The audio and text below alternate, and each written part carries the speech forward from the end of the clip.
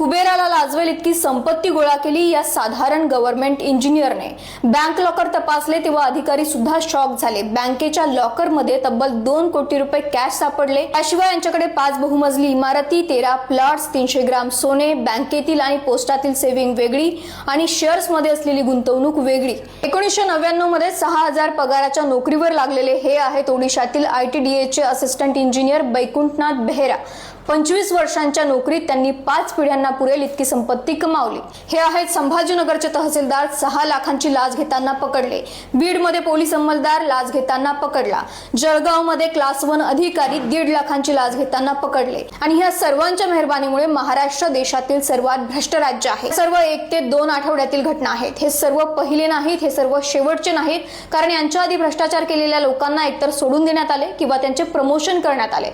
हे का म्हणून भ्रष्टाचार करायला घाबरतील? जोपर्यंत देशात भ्रष्टाचार करणाऱ्यांवर चीन सारखे कायदे लागू होत नाहीत तोपर्यंत सरकारी बाबूंमध्ये भ्रष्टाचार करण्याचे कॉम्पिटिशन चालूच राहील।